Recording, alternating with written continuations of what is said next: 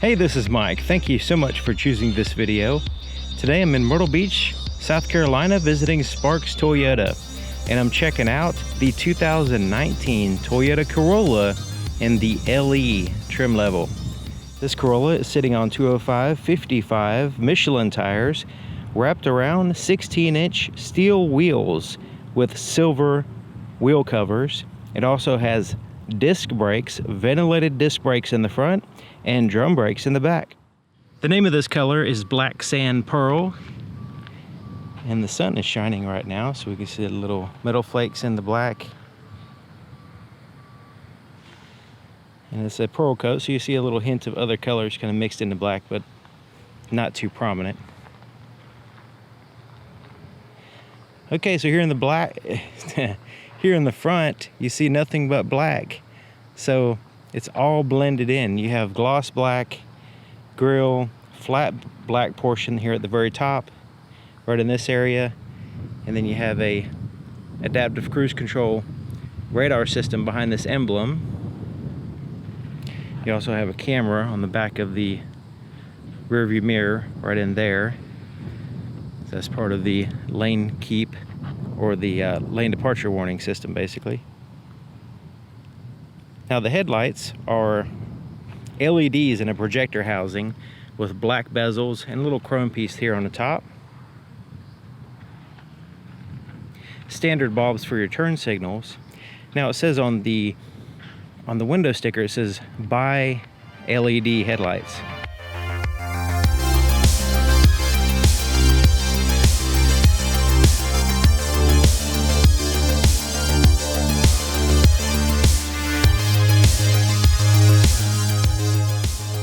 Looking at the profile of the 19 Corolla, you can see it has the silver wheel covers there in contrast with everything else that is solid black. So it has, so if this was a different color, of course it would be the body colors. You have body colored handles, as well as the upper portion of the side mirror, and then the flat black pillars here in the center portion. But it blends well together with the black color. Of course, if you had a different color, you'd see the black accents, the grille and things in more detail. This is what the key looks like. It's a fairly traditional key with no proximity system or anything like that. It has a lock and unlock button, panic button, the ability to open up the trunk, but generally it's just a standard key with some integrated functionality here. Let's go ahead and push that panic button and see what happens. So it beeps the horn, flashes the lights. Here's the inside of the passenger side door. You can see it's pretty much all black except for the handle and chrome and this accent across the very top. Even has that speckled black portion right above that chrome trim.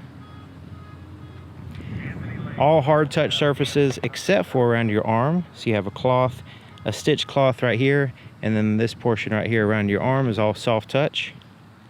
The rest of it's a hard plastic. You have storage space there and a bottle holder, speaker at the bottom, a little tweeter here in the pillar.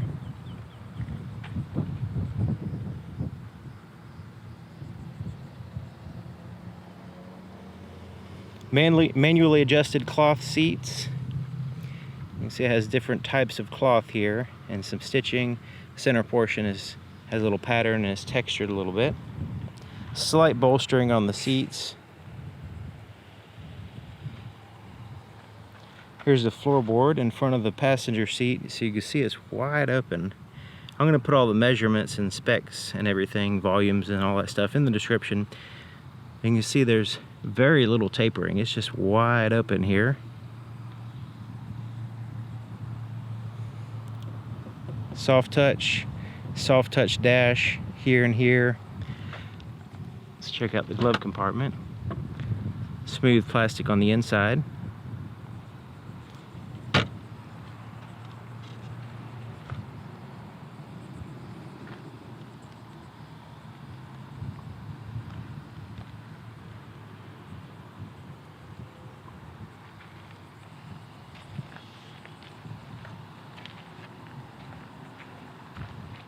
The inside of the back door has similar styling with the hard touch surfaces everywhere except for around your arm, the cloth.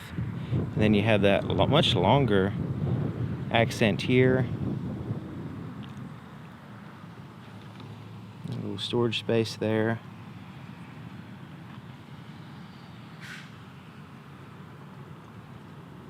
Then you have a pocket on the back of the passenger seat here. There's a floor space. And there's no hump to speak of here in the center. There's a slight hump, but not much at all. That's nice. Has a little storage space right here, a little cubby hole. The back seat is basically a bench seat with the latch system for car seats. Armrests and cup holders here in the center. They can be lifted up. And they do fold down in a 60-40 split fashion, so you can add to your cargo space.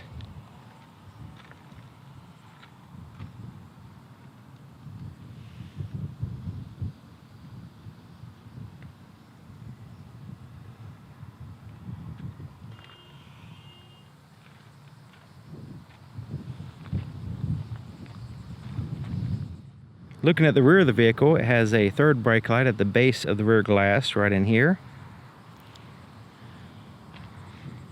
And the exhaust, fairly visible there on the right side, but looks pretty good. All standard bulbs for the tail lights. The backup camera is slightly offset, but in a fairly good center location.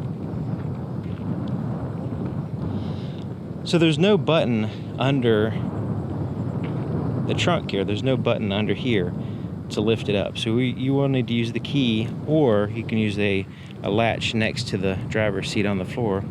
But let's go ahead and use the key right now. So we press and hold the button, and it pops up like so. And then you just lift it up the rest of the way. It doesn't take much effort.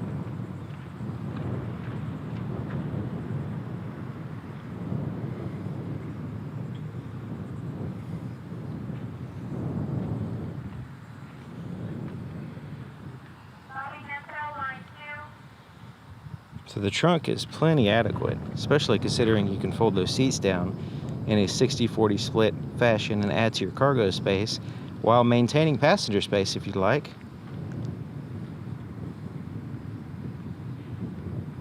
There is some exposed metal under here with some speaker wires and speakers. Under here is a spare tire and tools, and a little bit of space around the spare tire, I suppose, if you want to cram some more stuff in there. Here's the latch for the trunk, but you also have the latch for the locking fuel door, which is on the driver's side. And it has a traditional cap, tether, and a little place to hang the cap right here while you're pumping gas. Let's go ahead and start it up. Use a standard key, just like that.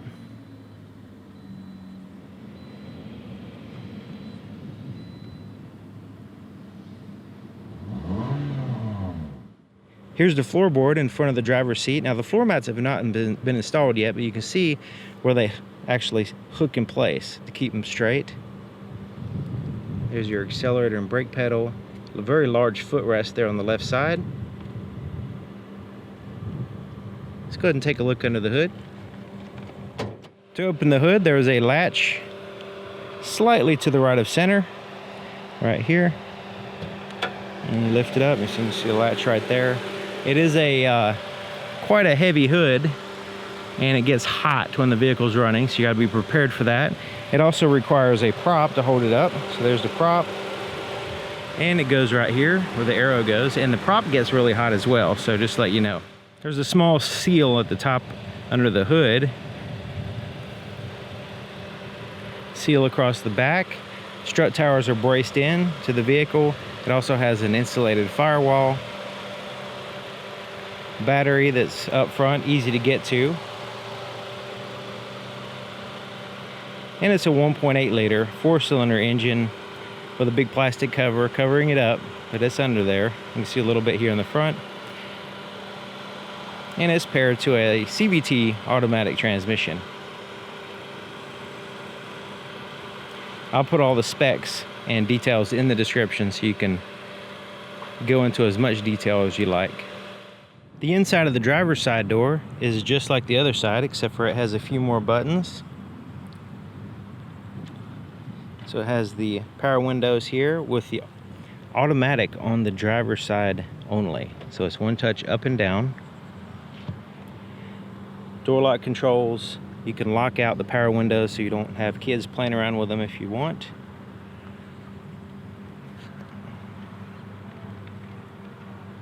Manually adjusted cloth seats here for the driver, except for they have a height adjustment, that big lever there, so your height adjustment. The driver almost always has some little special thing different from the passenger, typically, not always. To the left of the steering column, you have your side mirror adjustments. You just pick a side and adjust with that little pad. Your interior gauge dimmer switch here. And you have a tilt and telescoping steering column. You can see the levers right here, and when you lock it in place, it kind of disappears. So you have to know right where to go to release it and lock it. Okay, sitting in the driver's seat, checking it out. Got the air conditioning on because it's very hot outside. So I'm trying to cool off a little bit, and a really good air conditioning system. Does a good job. And I have the seat all the way back, all the way down. Now it tilts back a little bit when you put the seat down, so it gives you this kind of pretty comfortable position actually, but this is probably slightly further down or further back than I would normally have it for driving. I'm 6 feet tall, just to give you an idea of the legroom here. My left foot is perfect.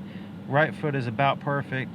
I guess the only thing is my arms, since it tilts you back so much, my arms are a little bit hard to reach the top of the steering wheel. But other than that, I mean, it's, you know, I could drive it with the seat all the way back basically at 6 feet tall. Okay, so looking at the steering wheel, it's a synthetic steering wheel with a simulated leather texturing here in the bottom. And it goes around to these little dimples and a grip, and then it goes back to that same leather texturing.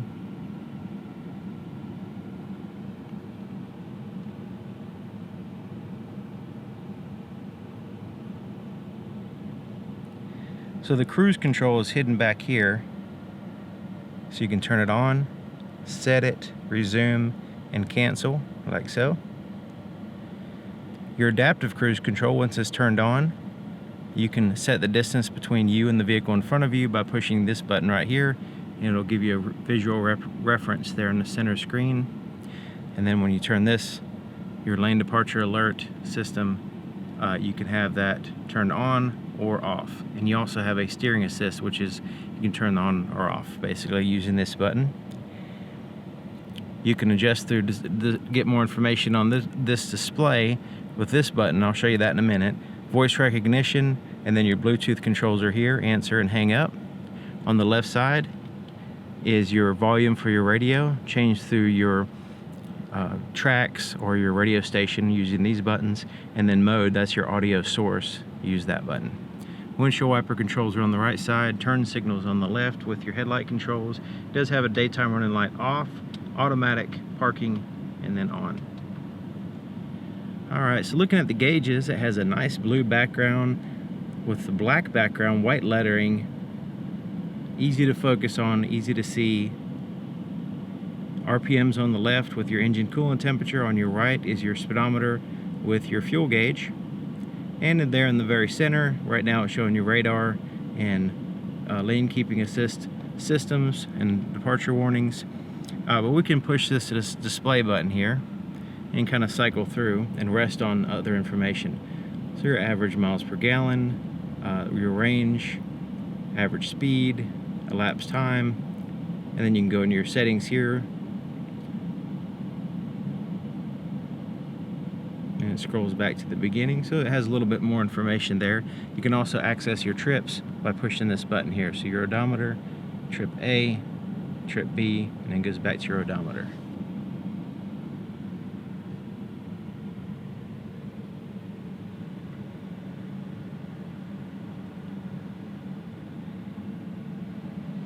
Has a very simple clock. One good thing about having a clock separate from the screen is that your eyes can find it a little bit easier. Also, it's easier to adjust. It just has the hour and minute buttons there.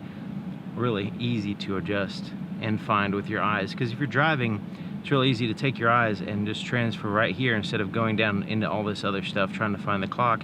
You can quickly glance at the clock, especially if you're, time is of the essence or whatever, and you need to really focus on that. That's a separate thing, and you're not distracted by everything down here. Okay, so your touch screen is down here, and it has these soft touch buttons around it. It looks really nice with the backlit. It does have a CD player, and then your audio, you have AM, FM, CD, USB, Bluetooth audio, and auxiliary input here. You can go and set up different settings here. Let's go to the vehicle. Let's go into that. Door lock settings, climate settings, and light settings. Let's go into general just so we can see what's in there. I'd probably want to turn that beep off. We can change the color theme, that's nice.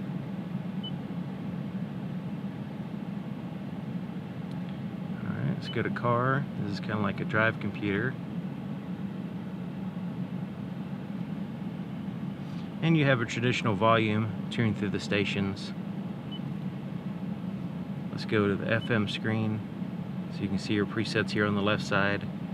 You can adjust your sound, and then it has a little icon here. You can always push this button to change your source again. There's your climate control, has an automatic. There's your temperature, fan speed, where you want the air to blow, recirculate the air, air conditioning, front and rear defroster, all that. It's really easy to just push this up and down to adjust it.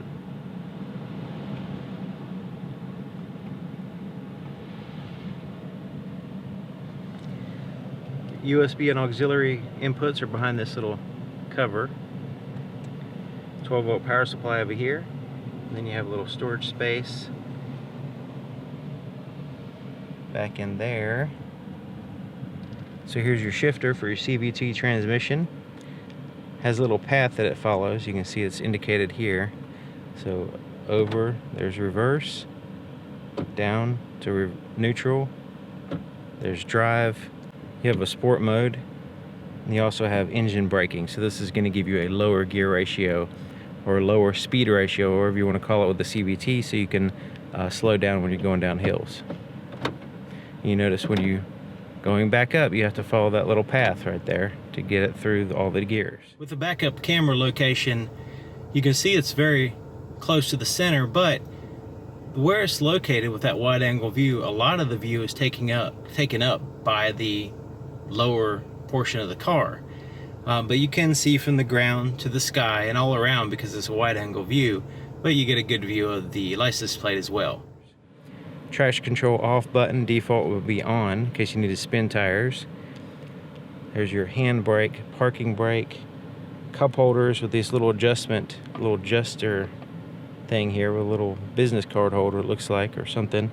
But you can take this out and you can utilize this whole space, or you can put it anywhere on this adjustment path right there. So let's go have a little bit offset, have it there in the center, or a little bit offset on that side, or completely out, of course. Here's your armrest. A little bit soft to the touch, but it does bottom out fairly quickly.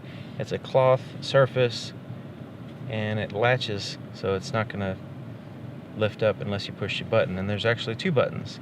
So we have the first button on the left side. So you have two buttons here: thin, thick. Thin gives you this small pocket here. Thick on the right, that thicker button, gives you the larger compartment. So smaller, big, basically. Has a little felt lining at the bottom, little carpet type deal at the very bottom.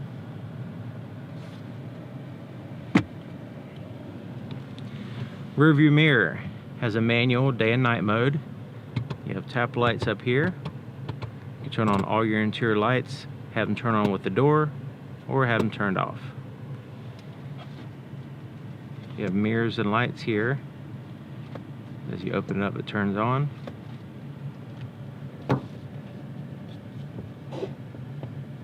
That's about it for the visor. It's like a vinyl covered material. And the passenger side is basically the same. Okay, so looking at the visibility in the back. See the pillars back there.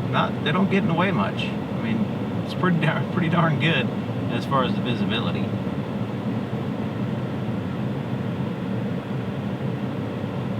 A lot better than my car.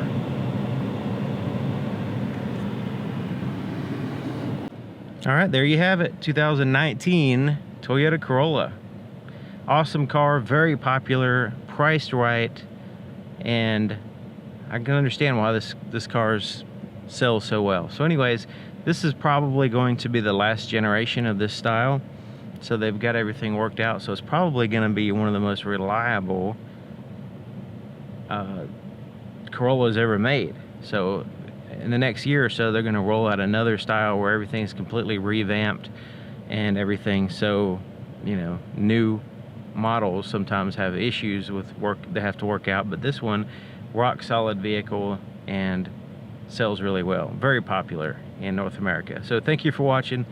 Thank you to Sparks Toyota here in Myrtle Beach, South Carolina. Thank you to them for allowing me to show off this awesome vehicle, and I'll see you guys next time.